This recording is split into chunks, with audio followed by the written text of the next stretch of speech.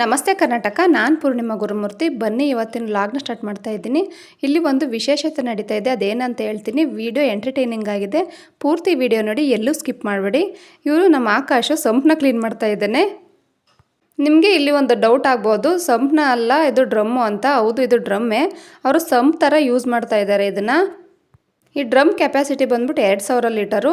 ಇದನ್ನು ಭೂಮಿ ಒಳಗಡೆ ಉಣಿಸಿದ್ದಾರೆ, ಮೇಲೆ 1000 ಇಟ್ಟಿದ್ದಾರೆ. ಸೊ ಮನೆಗೆ ಬೇಕಾದಷ್ಟು ನೀರು ಸಾಕಾಗುತ್ತೆ. ನೋಡಿ, ಯಾರಾದರೂ ಹೊಸದಾಗಿ ಮನೆ ಕಟ್ಟೋರಿದ್ರೆ, ಅಕಸ್ಮಾತ್ ಯಾರ ಮನೆಗಾದರೂ ಅವಶ್ಯಕತೆ ಇದ್ದರೆ ಈ ಥರನೂ ಮಾಡ್ಕೋಬೋದು. ತುಂಬ ಯೂಸ್ಫುಲ್ ಆಗಿದೆ ಇದು. ಸೊ ಇದು ಮೊದಲನೇ ವಿಶೇಷತೆ ಆಯಿತು. ಇವಾಗ ಎರಡನೇ ವಿಶೇಷತೆ ಹೇಳ್ತಾ ಇದ್ದೀನಿ ಕೇಳಿ.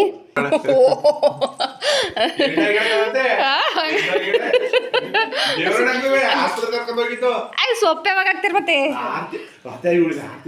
ಮಾಡೋಣ ಇವತ್ತು ಮಾಡೋಣ ಇವತ್ತು.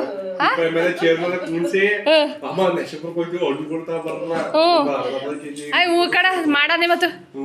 ಮತ್ತೆ ಮೇಲ್ ಗೀಲಾಗ ಚೆನ್ನಾಗಿ ಸುತ್ಕೆತ್ತಾಳೆ ಹೆಣ್ಮಕ್ಳಂಗೆ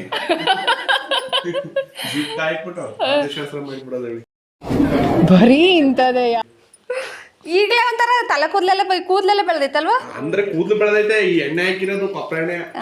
ಅದಕ್ಕೆ ಹೆಂಗೈತಲ್ವಾ? ಇದು ಬಂದಿರೋದೇ ಗೊತ್ತಿಲ್ಲ ನನಗೆ ನಿಜವಾಗ್ಲೂ. ಏನೇಶು ಬಂದಿರೋದೇ ಗೊತ್ತಿಲ್ಲ.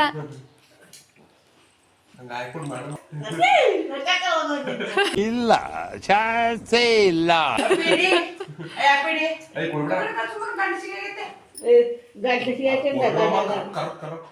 ಸೊ ಇನ್ನೊಂದು ವಿಶೇಷತೆ ಕೇಳಿದ್ರಲ್ಲ, ಯಾಪಿ ದೊಡ್ಡೋಳಾಗಿದ್ದಾಳೆ, ಅದು ಇನ್ನೊಂದು ವಿಶೇಷತೆ.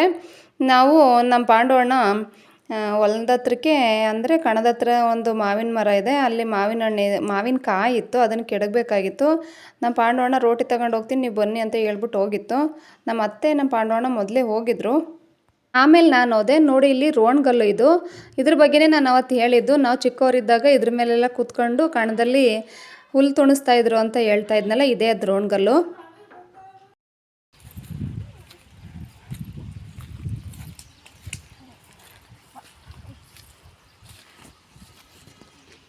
Oh my god. ಚೊಂಜ್ಗ ಗೀತಕ್ಕರ್ ಬರ್ಲಿಲ್ವಾ? ಇಲ್ಲಿ ಯಾರ ಉದುರ್ಸಿ ಮುಟ್ಕೊಟ್ಟಕ ಇಲ್ಲ. ಅಯ್ಯೋ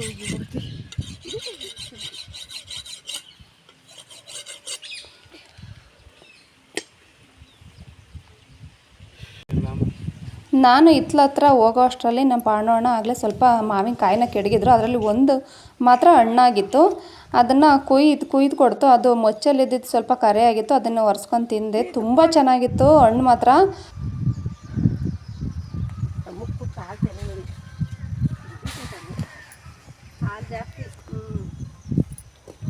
ಮಾವಿನಕಾಯಿ ಕೆಡ್ಗಕ್ಕೆ ಹೆಂಗೆ ಮಾಡಿತ್ತು ಅಂದರೆ ನಮ್ಮ ಪಾಂಡವಣ್ಣ ನೋಡಿ, ಮಾರ್ಗುಕ್ಕೆನ ಒಂದು ರೋಟಿ ಕಟ್ಟಿ ಅದನ್ನು ಕರೆಕ್ಟಾಗಿ ಕಾಯಿ ಅದರೊಳಗಡೆ ಬೀಳೋ ಥರ ಮಾಡಿತ್ತು. ಕಾಯಿಗೆ ಸ್ವಲ್ಪನೂ ಏಟಾಗ್ತಿರ್ಲಿಲ್ಲ, ಅಷ್ಟು ಚೆನ್ನಾಗಿ ಬರ್ತಾಯಿತ್ತು ಕಾಯಿ.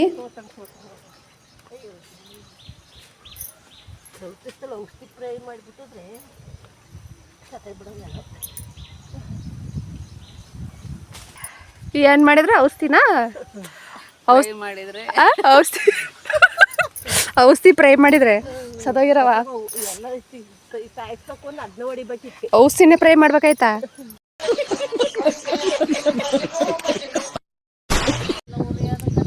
ಆ ಸತಿ ಎಲ್ಲ ಹಂಗೆ ಅಲ್ಲ ಪಣ್ಣ ಕೆಡ್ಗಿದ್ದು ಹತ್ಬಿಟ್ಟು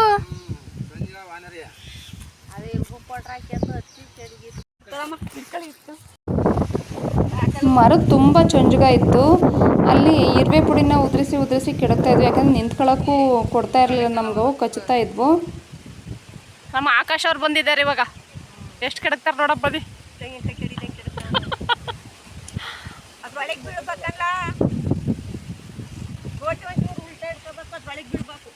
ನೆಕ್ಸ್ಟ್ ಬಂದುಬಿಟ್ಟು ಮಾವಿನಕಾಯಿ ಎಷ್ಟು ಬಿದ್ದಿದ್ದಾವೆ ಅಂತ ಎಲ್ಲರೂ ಗೆಸ್ ಮಾಡೋ ಟಾಸ್ಕ್ ಇದು.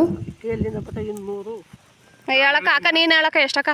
ಎಷ್ಟು? 150 120 ಆಕಾಶ್ ನೀನು ಹೇಳ. 88 ರಿಂದ 98 ಹೈಯೆಸ್ಟ್ 100. ನೀನು ಹೇಳಗಿತಕ್ಕ, ನೀನು ಹೇಳ್ಬಿಟ್ಟೇನೆ 200. ಪಣಣ ಎಷ್ಟು? ಎಷ್ಟು ಹೇಳತ್ತೆ? ಎಷ್ಟು ಹೇಳತ್ತೆ? ಎಷ್ಟು ಅಂತ? 120 120.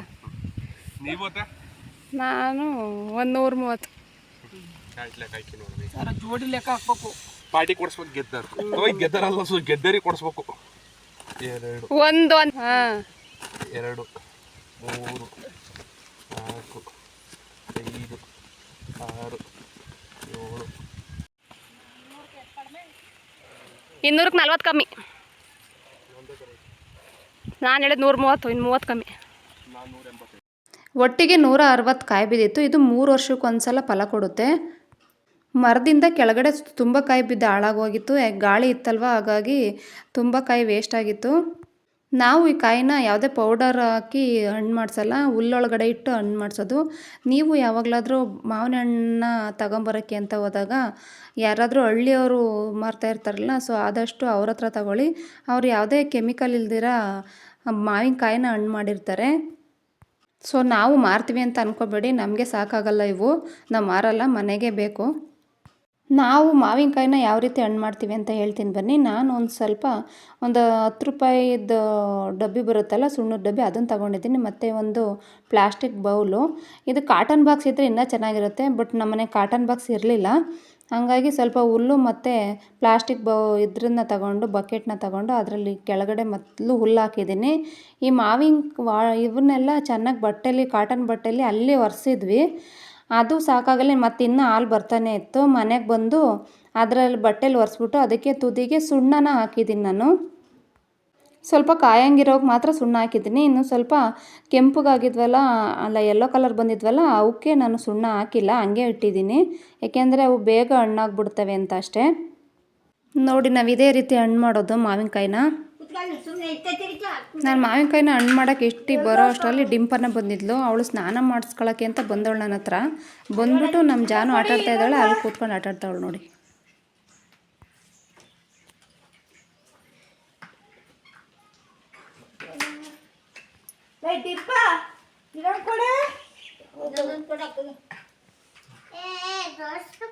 ಹೊರಗಡೆ ಮಳೆ ಬರ್ತಾ ಇತ್ತು. ನಾನು ಡಿಂಪು ಎಲ್ಲಿ ಅಂತ ಕೂಗೋ ಅಷ್ಟರಲ್ಲಿ ಇವಳು ಆಲ್ರೆಡಿ ಬಂದು ಬಸ್ಟಲ್ ಮನೇಲಿ ನಿಂತ್ಬಿಟ್ಟಿದ್ಲು. ಅವಳು ಎಷ್ಟು ಚೆನ್ನಾಗಿ ಮುದ್ದಾಗಿ ಮಾತಾಡ್ತಾಳೆ ಅಂತ ನೀವೇ ಕೇಳಿಸ್ಕೊಳ್ಳಿ. ಏನಕ್ಕೆ ಬಂದೆ? ಏನಕ್ಕೆ ಬಂದೆ?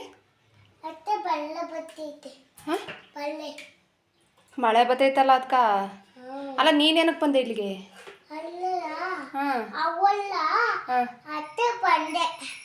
ಏನಕ್ಕೆ ಬಂದೆ ಹೇಳು?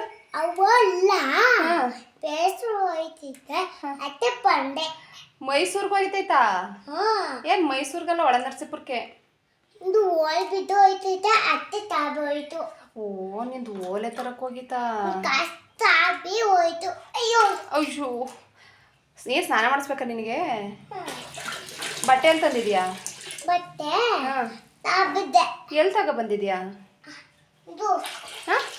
ಬಟ್ಟೆ ತಂದಿದ್ಯಾ ಸ್ನಾನಕ್ಕೆ? ಎಲ್ಲಿ ತೋರ್ಸು. ಎಲ್ಲಿ? ಇಟ್ಟಿದ್ಯಾ? ಸರಿ ಬಿಡು. ನೀರು ವೇಸ್ಟ್ ಮಾಡಬೇಡ. ಸ್ನಾನ ಮಾಡಿಸ್ಲಾ? ಅಮ್ಮ ಸ್ನಾನ ಮಾಡಿಸು ಅನ್ನು ಹೇಳು. ಅಮ್ಮ ದೊಡ್ಡಮ್ಮ ಹೇಳು. ಕೊನೆಗೂ ಅವಳು ನನ್ನ ದೊಡ್ಡಮ್ಮ ಅನ್ನಲೇ ಇಲ್ಲ, ಯಾಕೆಂದ್ರೆ ಅವಳಿಗೆ ಅನ್ನಕ್ಕೆ ಬರಲಿಲ್ಲ, ಅಮ್ಮ ಅಂತಾನೆ ಅಂತ ಇತ್ತು. ಸೊ ಅವಳಿಗೆ ಬಿಸಿ ಬಿಸಿ ಸ್ನಾನ ಮಾಡಿಸ್ಕೊಂಡು ಹೊರಗಡೆ ಕಳಿಸ್ದೆ. ಅವಳಿಗೆ ಬಟ್ಟೆ ಹಾಕಿ ರೆಡಿ ಮಾಡೋ ಅಷ್ಟರಲ್ಲಿ ಒಂದು 5 ನಿಮಿಷ ಆಯಿತು. ಆಮೇಲೆ ಮಳೆ ಬಂದು ಅಷ್ಟೊತ್ತಿಗಾಗಲೇ ನಿಂತು ಹೋಗಿತ್ತು. ನನಗೆ ಮೊದಲಿನಿಂದಲೂ ಒಂದು ಅಭ್ಯಾಸ, ಮಳೆ ಬಂದು ನಿಂತು ಹೋದ್ಮೇಲೆ ಹೊರಗಡೆ ಹೋಗಿ ಗಿಡಗಳು ನೋಡೋದು ನನಗೆ ತುಂಬ ಖುಷಿ ಕೊಡುತ್ತೆ. ಸೊ ಹಂಗಾಗಿ ಹೊರಗಡೆ ಬಂದೆ ನಾನು. ನಮ್ಮ ಮನೆ ಮುಂದೆ ಒಂದೇ ಪಾಟಲ್ಲಿ 2 ಗಿಡಗಳಿದ್ದಾವೆ. ಒಂದು ಗುಲಾಬಿ ಗಿಡ ಮತ್ತು ಒಂದು ಸುಗಂಧರಾಜ ಗಿಡ ಹಾಕಿದ್ದೆ. ಅದು ಫಸ್ಟ್ ಟೈಮ್ ಹೂ ಬಿಟ್ಟಿರೋದಿದು. ಇದು ನೋಡೋಕೆ ಯಾವ ಥರ ಇತ್ತು ಅಂದರೆ, ಉದ್ದಕ್ಕೆ ಇದು ಜಿರಾಫೆ ಕತ್ತು ಬರುತ್ತಲ್ಲ, ಆ ಥರ ಇದೆ ನೋಡಿ. ಜಿರಾಫೆ ಮುಖ ಮಾತ್ರ ಈ ಕಡೆ ಬಾಗಿರೋ ಥರ ಇದೆ ನೋಡಿ. ಇದ್ರೂ ಹಂಗೆ ಕಾಣಿಸುತ್ತೆ. ಮಳೆ ಬಂದು ಹೋಗಿರೋದ್ರಿಂದ ಅದು ಹಣ್ಣಿಗಳೆಲ್ಲ ಮೊಗ್ಗ ಮೇಲೆ ಹೆಂಗೆ ಕಾಣಿಸ್ತಾ ಇದೆ ಅಲ್ವಾ. ಇನ್ನು ಸ್ಮೆಲ್ ಬಗ್ಗೆ ಕೇಳಬೇಕಾ? ಸುಗಂಧಕ್ಕೆ ರಾಜ ಇದು. ನಿಜವಾಗ್ಲೂ ಹೆಸರಿಗೆ ತಕ್ಕನಾಗಿದೆ ಇದು, ಸುಗಂಧರಾಜ ಅಂತ. ನಾವಂತೂ ಹೋಗೋದು ಬರೋದು ಇದನ್ನು ಸ್ಮೆಲ್ ತಗೊಳ್ಳೋದು ಇದೇ ಆಗೋಯ್ತು ನನಗೆ 3 ದಿವಸದಿಂದ. ಸೊ ಈ ವ್ಲಾಗ್ನ ಇಲ್ಲಿಗೆ ಎಂಡ್ ಮಾಡ್ತಾಯಿದ್ದೀನಿ. ಈ ವ್ಲಾಗ್ ನಿಮಗೆ ಎಂಟರ್ಟೈನಿಂಗ್ ಆಗಿತ್ತು ಅಂತ ಅಂದ್ಕೊತೀನಿ. Thank you. Subscribe my channel.